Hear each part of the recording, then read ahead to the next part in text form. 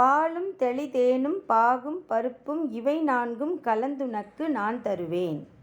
கோலம் செய் துங்கக் கரிமுகத்து தூமணியே, நீ எனக்கு சங்கத்தமிழ் மூன்றும் தா. சிவாய நம. மாணிக்கவாசக பெருந்தகை திருச்சதகத்தில் தம் மனதுக்கு தொடர்ந்து அறிவுறுத்துகிறார். அவர் சிவபெருமானை பார்த்து பாடுகிறார்.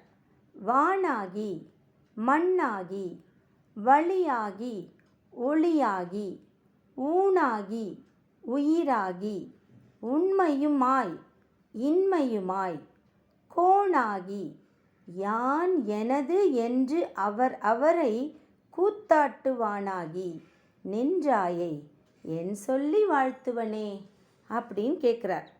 இறைவா, நீ யாரு? விண்ணும் மண்ணும் காற்றும் தீயும் உடலும் உயிரும் உள்பொருளும் இல் பொருளும் ஆகி இவை அனைத்திற்கும் தலைவனுமாகி யான் எனது என்று இருவகை பற்று உடையவர்களை கூத்தாட்டுபவனும் ஆகி நிற்கின்றாய். ரொம்ப உயரமாக நிற்கிற. உன்னுடைய மகிமைகளை, உன்னுடைய உயர்ந்த சிறப்புகளை என்ன சொல்லி வாழ்த்துவேனோ அப்படின்னு கேட்குறார். சுவாமி சித்பவானந்தர் என்ன சொல்கிறார் அப்படின்னா, இறைவனே ஐம்பூதங்கள் ஆகியிருக்கிறார் அப்படிங்கிறது நமக்கு தெரியும். அவரை நல்லா நம்ம அழகாக எளிமையாக வணங்கி அவரோடு ஒன்று இணைவதற்காகத்தான் நம் முன்னோர்கள் எல்லாம் சாஸ்திரப்படி பெரிய பெரிய ஆலயங்கள் எழுப்பி அங்கே சிவலிங்கத்தை ஸ்தாபித்து நாமளை ஈஸியாக அவரை அப்ரோச் பண்ணுறதுக்காக தான் சிவலிங்கத்தை அங்கே பிரதிஷ்டை பண்ணியிருக்காங்க. அன்றிலிருந்து இன்று வரை நாம் இறைவனை லிங்க ரூபமாக வழிபடலாம் அப்படின்னு சொல்லிட்டு அவர் என்ன சொல்கிறாருன்னா, இதனால தான் சிதம்பரத்தில் ஆகாசலிங்கமாக இறைவன் காட்சியளிக்கிறார்.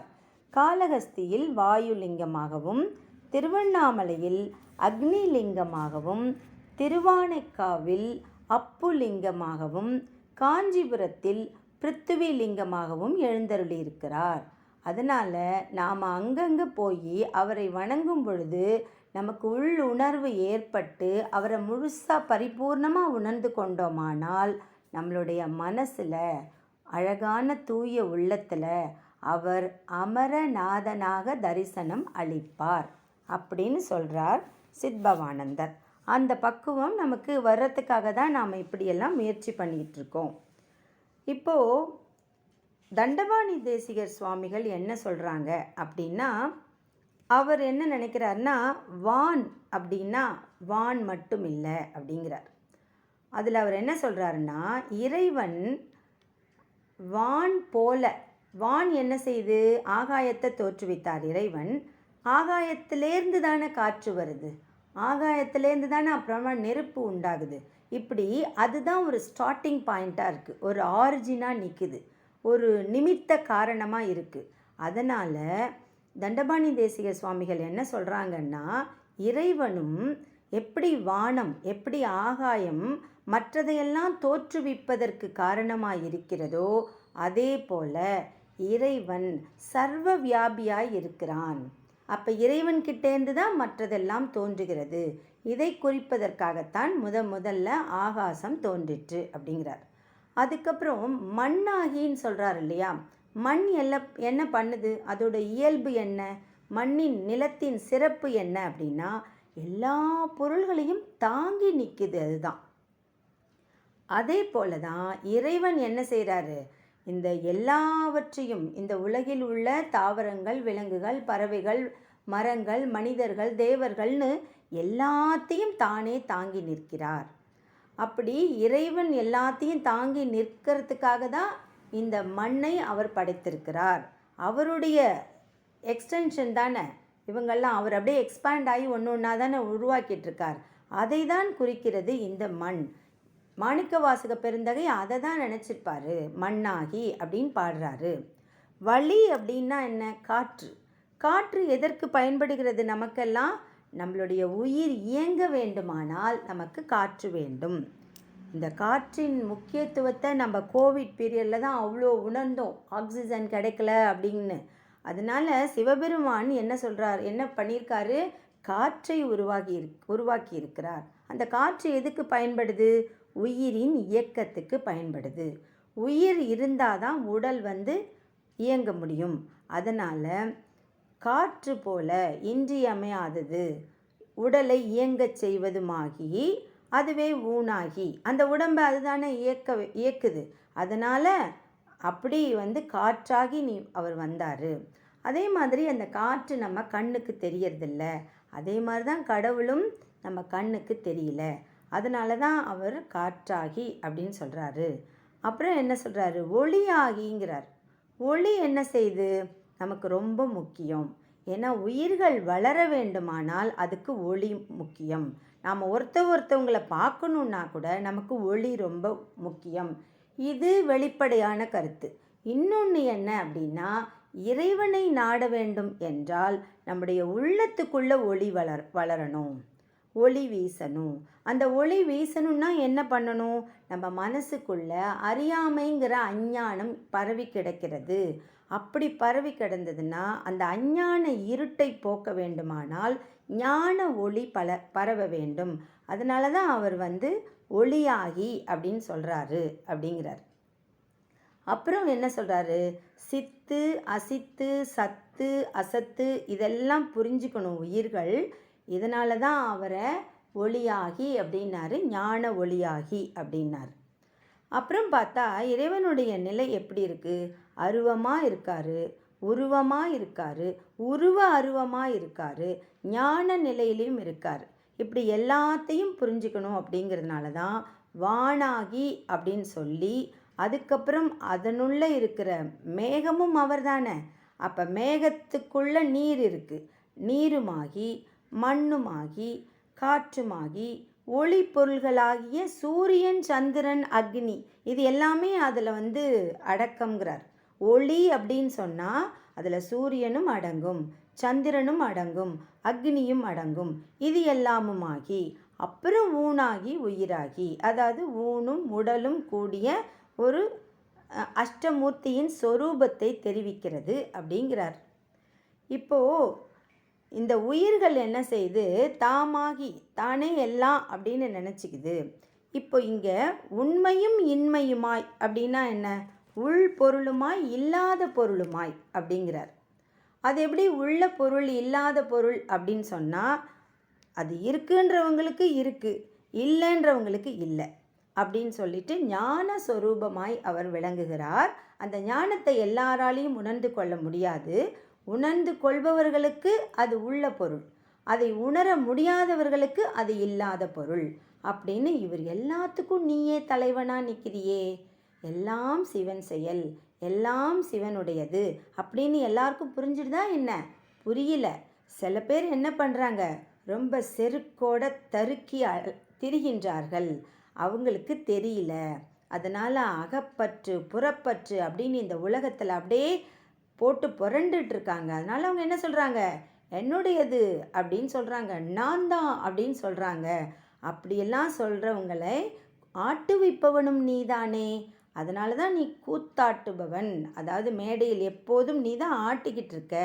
இவங்கெல்லாம் வெறும் கதாபாத்திரங்கள். அப்படிப்பட்ட நீயே எவ்வளோ உயர்ந்தவன், உன்னை போய் நான் எப்படி பாட முடியும் அப்படின்னு சொல்லிட்டு, அப்புறம் தண்டபாணி தேசிகர் என்ன சொல்கிறார் அப்படின்னா, இப்போது நீ இவ்வளோ உயர்ந்தவன்லாம் எனக்கு தெரியுது, அப்போ உன்னை என்னால் முழுசாக பாட முடியல, வாழ்த்த முடியல அப்படின்னா ஒருவேளை எனக்கு அறிவு இல்லையா அப்படின்னு கேட்டால், இல்லை எனக்கு ஓரளவுக்கு அறிவு இருக்குது, அதனால தான் நீ இவ்வளோ செய்கிற அப்படின்லாம் நான் புரிஞ்சுக்கிட்டேன், அதனால தான் நான் இந்த பாடுறேன். என்ன இந்த இடத்துல எங்களுக்கு சவாலாக அமைஞ்சிருக்கு அப்படின்னா, நாங்கள் எவ்வளவு பாடினாலும் நீ அதெல்லாம் தாண்டி நிற்கிற, வரம்பு இல்லாமல் உயர்ந்து கடந்து நிற்கிற, உன்னுடைய ஆற்றல் அவ்வளோ பெருசாக இருக்குது. அதனால் எங்கள் அறிவுக்கு ஒன்றும் பண்ண முடியல. நாங்கள் என்ன பண்ணுறோம்?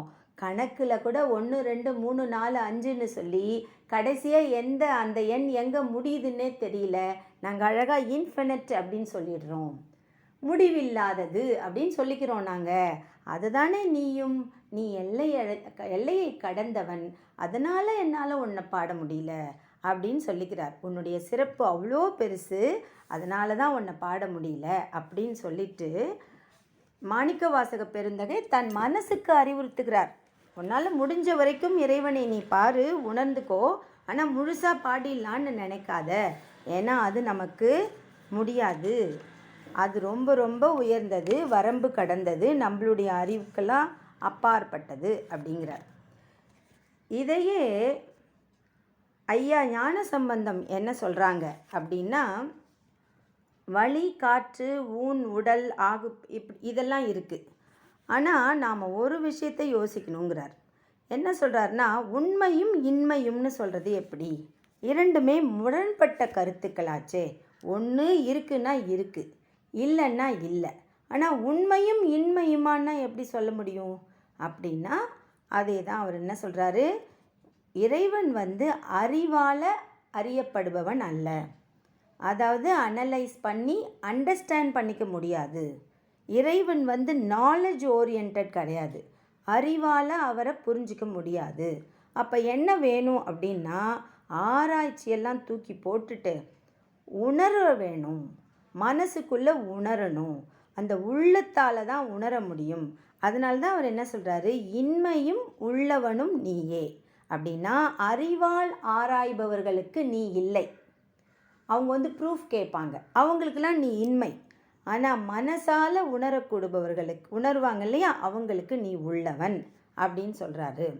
அப்புறம் என்ன சொல்கிறாரு, கோனாகி யான் எனது அப்படிங்கிறதுக்கு இவர் என்ன ஒரு எடுத்துக்காட்டாக நமக்கு ஒரு ஓமை காட்டுறார். என்ன சொல்கிறாருன்னா, நாம் குழந்தைகளை கூட்டிகிட்டு பொம்மலாட்டம் பார்க்க போவோம். பொம்மலாட்டத்தில் பப்பட் ஷோ நடக்கும் இல்லையா, அப்போ அங்கங்கே பொம்மைகளை நிறுத்தி வச்சுருவாங்க முன்னாடி. அதுக்கு பின்னாடி என்ன இருக்கும், ஒரு திரை இருக்கும். அந்த திரைக்கு பின்னாடி யார் இருப்பாங்க, மனிதர்கள் இருப்பாங்க. அந்த மனிதர்கள் என்ன செய்வாங்க, அந்த பொம்மையை தான் இஷ்டத்துக்கு ஆட்டுவிப்பாங்க. அதே மாதிரி தான் இப்போது இறைவன், நாமெல்லாம் பொம்மைகளாக இந்த உலகத்தில் இருக்கோம். இறைவன் ஆட்டுவிக்கும் அந்த நாடகத்தில், கூத்தில் நம்ம எல்லாருமே கேரக்டர்ஸு. இதில் நம்ம சில கேரக்டர்ஸை இறைவனை உணர்ந்துக்கும்படி சொல்லி உள்ளவன்னு சொல்ல வைக்கிறாரு. அந்த சில பேருக்கு அறியாமையை கொடுத்து அவன் இல்லைன்னு சொல்ல வைக்கிறாரு. அதனால் யாராவது இல்லை, இறைவன் இல்லைன்னு சொன்னால் கூட அது அவங்கள அறியாமையில் வச்சிருக்கிறது இறைவன் தான். பிகாஸ் அவர் கையில் தான் அந்த நூல் இருக்குது. அந்த பொம்மலாட்டத்தை ஆட்டுவிப்பவன் அவன்தான். இதனால் நாம் இதை நல்லா புரிஞ்சிக்கலாம். இறைவன் இப்போ நாம் ஒருத்தரை இறைவன் உள்ளவன் இல்லைன்னு அப்படின்லாம் சொன்னால், ஆன்மான்னு ஒன்று இருக்குது அப்படிங்கிறத உணர்ந்துக்காதவங்க தான் இல்லைன்னு சொல்லுவாங்க. ஆன்மா இருக்குது, ஆத்மா அழிவற்றது. பகவத்கீதையில் கூட சொல்கிறாங்க இல்லையா, ஆத்மாவை அழிக்க முடியாது, நீரால் நனைக்க முடியாது, கரைக்க முடியாது, அது அழிவில்லாதது. அது ஒரு பெரிய ஆற்றல், அது யாராலையும் எதாலையும் அழிக்க முடியாது. அது ஒன்றுலேருந்து இன்னொன்னா மாறம்தான் செய்யும். ஒரு மாறும் கன்வெர்ட் பண்ண முடியுமே தவிர டெஸ்ட்ராய் பண்ண முடியாதுன்னு நாம் விஞ்ஞானத்துலேயும் படிக்கிறோம். அந்த மாதிரி ஆத்மாவை எல்லாராலையும் புரிஞ்சிக்க முடியாது. அதனால் சில பேர் இருக்குன்றாங்க, சில பேர் இருக்காது, இல்லைன்றாங்க. இது எல்லாத்துக்கும் காரணம் பொம்மலாட்டக்காரனாகிய கோன். நம்மையெல்லாம் ஆட்டுவிக்கும் டைரக்டர் அவர்தான், அவன்தான் தலைவன் அப்படின்னு சொல்கிறார் அடிகளார். இந்த பொம்மைகள் உணர்ச்சியும் அறிவும் பெற்றால் என்ன செய்யும்? ஒருவேளை இந்த ட்ராமாவில், அந்த கூத்தில் ஆடிக்கிட்டு இருக்கு இல்லையா, பொம்மலாட்டத்தில் திடீர்னு அந்த பொம்மைகளுக்கெல்லாம் உயிர் உணர்வுகள் வந்தால் என்ன செய்யும்? அதுவும் புரிஞ்சுக்கும் என்னென்னு. நான் இங்கே ஆடலை, என் இஷ்டத்துக்கெலாம் என் கையை தூக்க முடியல, என் இஷ்டத்துக்கெலாம் காலை தூக்க முடியல, தலையை ஆட்ட முடியல. என் பின்னாடி ஒருத்தர் கண்ட்ரோல் வச்சுருக்கார், ரிமோட் கண்ட்ரோல். அவர் தான் என்னை கண்ட்ரோல் பண்ணுறாரு, அவர் தான் என்னை ஆட வைக்கிறாரு அப்படின்னு அந்த பொம்மலாட்டம் ஆடும் அந்த பொம்மைகளுக்கு உயிரும் உணர்வும் வந்தால் புரிஞ்சிக்கும் அப்படின்னு சொல்லி அதையே நமக்கு எடுத்துக்காட்டாக காமிக்கிறார். இப்போ நாம் சிந்திக்க வேண்டியது என்னென்னா, நாம் பொம்மலாட்டக்காரர்கள் ஆட்டும் பொம்மைகளா? ஆமாம், நாங்கள் பொம்மைகள் தான் அப்படின்னு இன்னும் சில பேர் சொல்லுவாங்க. அவங்க யார் அப்படின்னா, அந்த நடுவில் ஒரு திரை இருக்குல்ல, அந்த திரை அஞ்ஞான திரை அப்படின்னு சொல்கிறார் ஆசா ஞானசம்பந்தம் ஐயா. அந்த பொம்மலாட்டக்காரனுக்கும் இந்த பொம்மைகளுக்கும் நடுவில் ஒரு திரை இருக்குது, அதுதான் அஞ்ஞான திரை. அந்த அஞ்ஞான திரையிலே மூழ்கி கிடக்கிறவங்களுக்கு தன்னை இயக்குபவன் இறைவன் அப்படின்னு தெரியாது. அதனால் அவங்கெல்லாம் இறைவனை இன்மை அப்படின்னு சொல்லிடுவாங்க. ரொம்ப சில பேருக்கு அரிதான வரம் கிடைத்து அவனருளாலே அவன்தாள் வணங்கும் அந்த பேரருள் பெற்று இந்த அஞ்ஞான இருளை போக்கிக் கொண்டு ஒளிமயமாக தன் உள்ளத்தில் அப்படியே அன்பையும் பக்தியும் நிரப்பிக்கொண்டு நான் ஆடல, என்னோட சொற்கள் என்னோட செயல்கள் நான் நினைக்கிறது எல்லாமே என்னை இயக்குபவன் ஒருத்தன் இயக்கிக்கிட்டு இருக்கான் அப்படின்னு அந்த அஞ்ஞான திரையை விலக்கிவிட்டு யான் எனது அப்படின்னு இந்த உலகத்தில் ஒன்றும் இல்லை அப்படின்னு நம்மளை பேச வைப்பவன் தலைவனாகிய இறைவனே அப்படின்னு உணர்ந்து கொள்ள முடியும் அப்படின்னு அழகான விளக்கம் சொல்கிறார் ஆசா ஞானசம்பந்தம் ஐயா. நாமும் அந்த அஞ்ஞான திரையிலேருந்து விளக்கிட்டு நாங்கள்லாம் பொம்மைகள் இல்லை, உடலும் உயிருமா இருக்கோம், இது நீ அளித்தது, உன்னால் தான் நாங்கள் இயங்குகிறோங்கிற உண்மையை உணர்ந்து கொண்டு சிவபெருமானின் திருவடிகளில் சரணடைவோம், அவனருளை பெறுவோம். திருச்சிற்றம்பலம், திருச்சிற்றம்பலம், திருச்சிற்றம்பலம்.